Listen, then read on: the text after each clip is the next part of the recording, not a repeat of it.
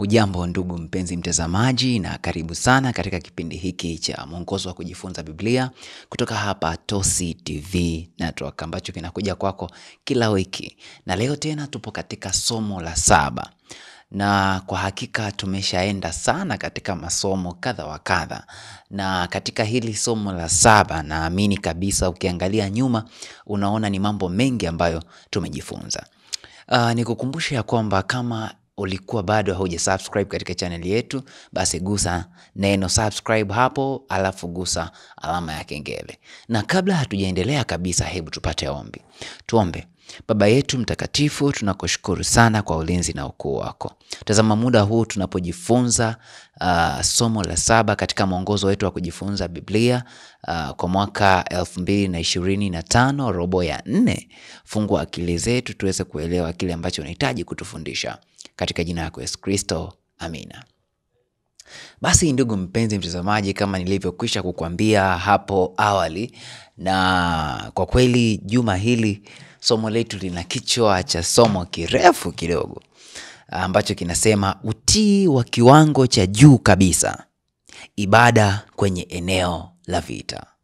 Utii kwa kiwango cha juu kabisa, lakini ibada kwenye eneo la vita. Na fungu letu la kukariri linatoka katika kitabu cha Mathayo 6 fungu la 33.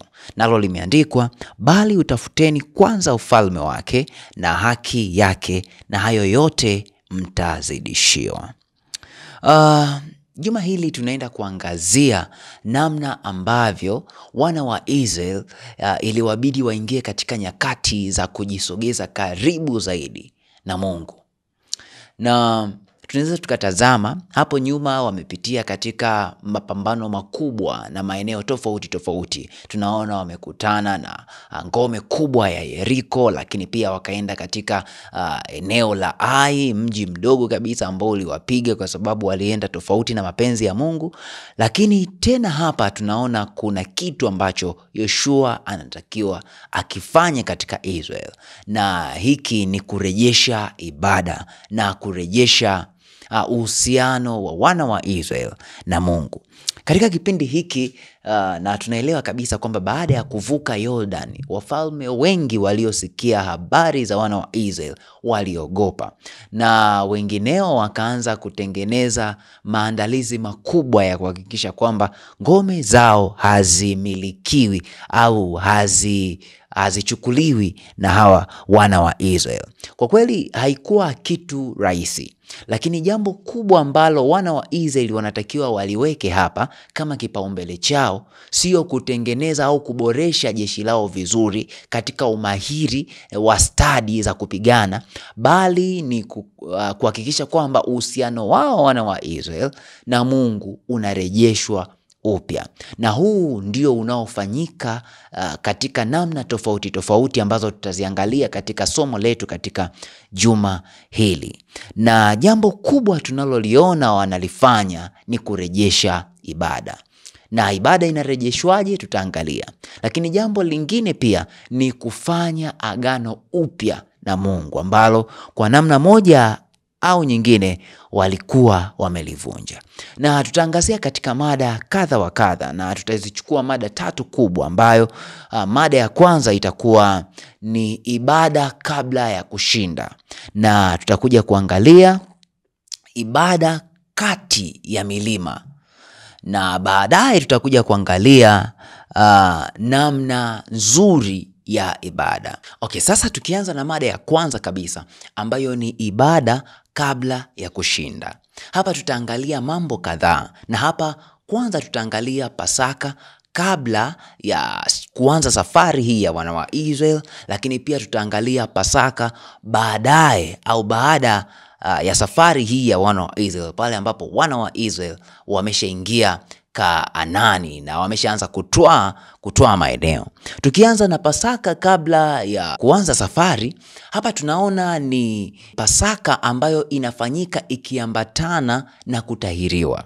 Na kwa nini inafanyika? Inafanyika ili kuhuishwa au kurejesha upya lile agano ambalo lilikuwa limefanywa baina ya Mungu na Ibrahim.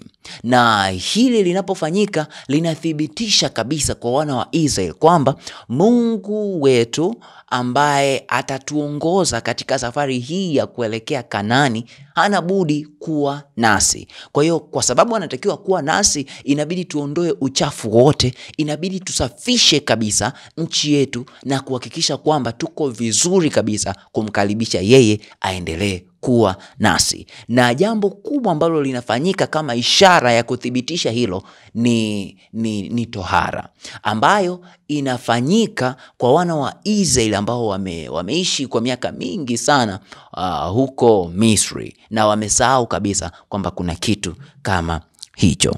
Na tunaona kabisa agano hili la kwanza au Pasaka hii ya kwanza ambayo inahuishwa upya baada ya kuwa imesahaulika au agano hili limesahaulika kwa muda, inakuwa ni ishara ya kwamba wana wa Israeli wanakombolewa. Yaani ni ishara ya ukombozi wa wana wa Israeli kutoka Misri. Lakini Pasaka ya pili hii ambayo inakuja kufanyika baada ya wana wa Israeli kuvuka jangwa na kuvuka mto Jordan, inakuwa kwanza ni ishara ya utakaso. Na ni utakaso kivipi? Tunaona wana wa Israeli katika safari yao yote wanapotoka Misri kuelekea Kanaani wanafanya maovu mengi na kwenda mbele na nyuma katika kumsogelea Mungu. Yaani mara wamsogelee, mara wamwache, mara wafanye mambo ambayo yanawapendeza wao wenyewe, mara wamkwaze Mungu. Sasa ilibidi warejeshe upya maagano yao, yani agano lao kubwa na Mungu. Na hili lilikuwa kwa ishara moja kubwa ambayo ni tohara, ambapo tunamwona sasa huyu Yoshua inabidi afanye tohara kwa wana wa Israeli ambao wanaingia Kanaani, kwa sababu katika kipindi hicho chote cha miaka 40 tohara ilikuwa haijafanyika humo njiani. Na tunamwona Bwana katika kitabu cha Yoshua 5 fungu la 2 anamwambia, wakati huo Bwana akamwambia Yoshua, tengeneza visu vya rangi nyekundu na utaili wa Israeli tena.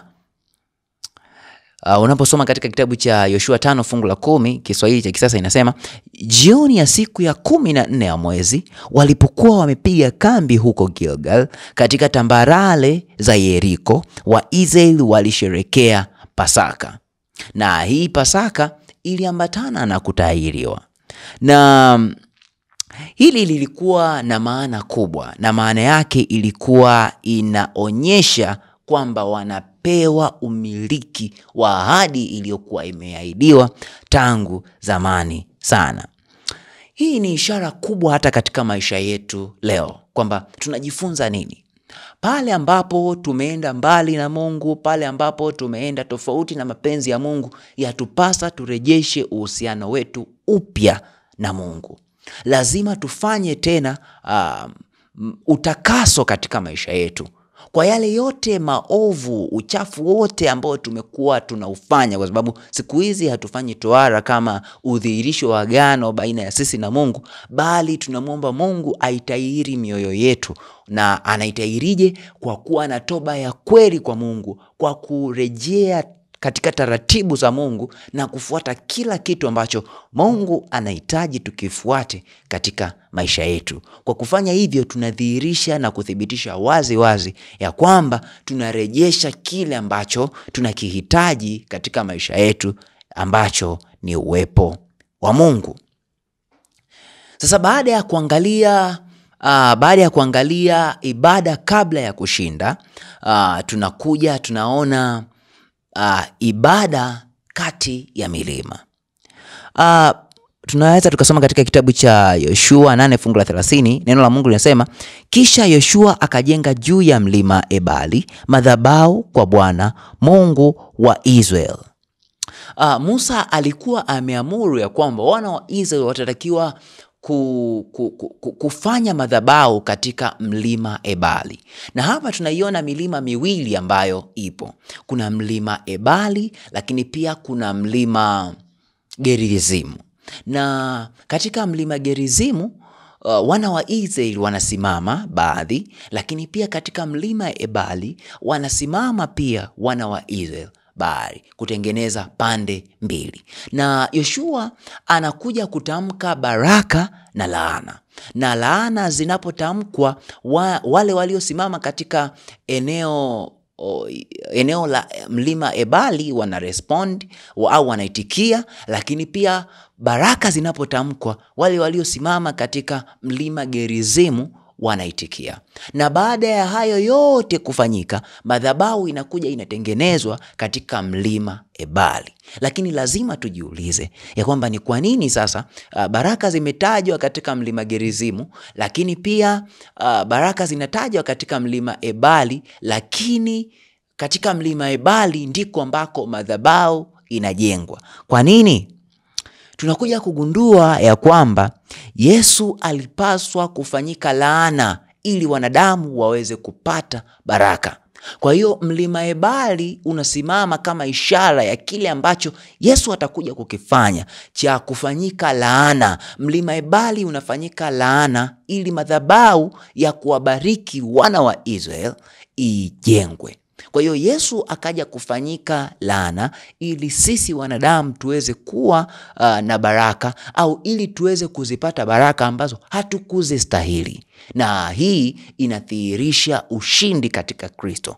Pale ambapo tunamtumaini Bwana, pale ambapo tunamtumaini Yesu, kwa sababu amefanyika laana, yeye ambaye hakuwa na mawaa, hakuwa na makosa, hakuwa na dhambi yoyote, lakini ili mimi na wewe tuweze kupata hizo baraka. Kwa hiyo yatupasa tutengeneze maisha yetu kuwa mfano bora wa watu wengine kutuona, ili waweze kuziiga au kuiga matendo yetu, ili baraka zetu ambazo tunazipata kupitia kwa kifo cha Yesu ambaye alifanyika laana kama vile ilivyokuwa ishara katika mlima Ebali, wao pia waweze kuzipata hizo baraka.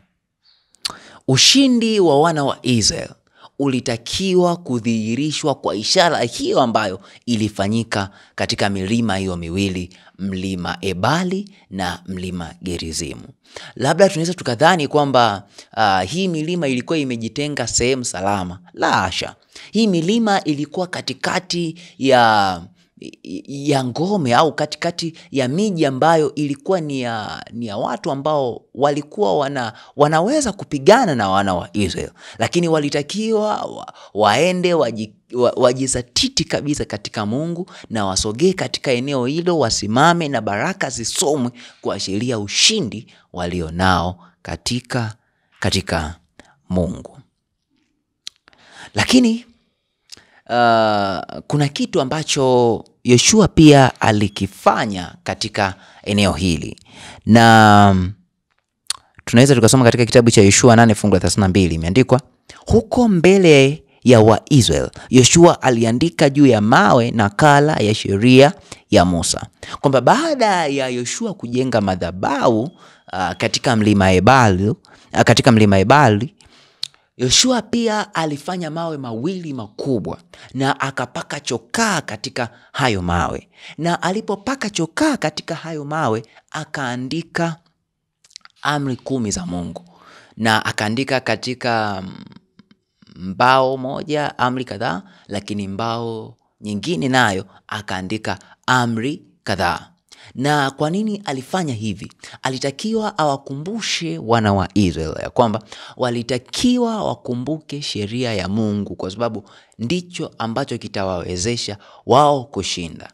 Kwa sababu pale ambapo wataenda tofauti na kile ambacho Mungu amekitoa kama agano lake, yani ni kama condition, yani tunaweza kutumia lugha rahisi ya kwamba ni kama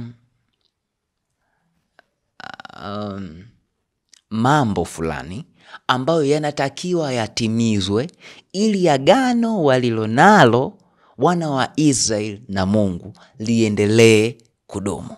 Nadhani Hilo limekaa vizuri. Kwa lugha rahisi unaweza kusema masharti, ni kama masharti. Kwa hiyo amri 10 za Mungu zilitakiwa ziwakumbushe ya kwamba tuna agano na tuna makubaliano ambayo tumeyafanya baina ya Mungu na sisi, na kwamba tunapoyafuata haya maagano, basi tunapofuata haya masharti, haya mambo ambayo tunatakiwa tuyatumie katika kuthibitisha agano ambalo tumefanya na Mungu, basi baraka za Mungu zitaendelea kububujika katika maisha yetu. Lakini pale ambapo tutaenda tofauti, basi hata hizi baraka ambazo tunazipata kutoka kwa Mungu zitayeyuka. Pale ambapo tunafanya upya maisha yetu, ni lazima tukumbuke ya kwamba ili kuendelea na upya huo tulionao kama wana wa Israeli walivyofanya upya maisha yao na kutengeneza na kufanya tohara na kufanya Pasaka, walitakiwa waendelee katika agano la Mungu kwa kuziangalia sheria za Mungu na kudhihirisha ya kwamba baraka za Mungu zingeendelea kububujika katika maisha yao. Maagizo ya Mungu kwetu yanatakiwa yawe ni kumbukumbu kama wimbo maishani mwetu. Natamani nisome nukuu tena nyingine hapa katika kitabu cha Tumaini la Vizazi Vyote, sehemu ya 2, ukurasa wa 271. Neno la Mungu limeandikwa, lakini huduma ya meza ya Bwana haikukusudiwa kuwa wakati wa huzuni. Hilo halikuwa kusudi lake. Kadiri wanafunzi wa Yesu watakavyokusanyika mezani pa Bwana, hawapasi kuomboleza kwa ajili ya upungufu wao. Hawapaswi kukaa katika uzoefu wao uliopita wa kidini, hata kama uzoefu huo ni wa kuwainua au wa kuwaumiza. Hawapaswi kutafakari tofauti zao na wenzao, na huduma ya maandalizi yapasa iwe imeshughulikia yote hayo: kujitathmini, kuungama dhambi, kupatana, vyote vinakuwa vimekwisha fanyika.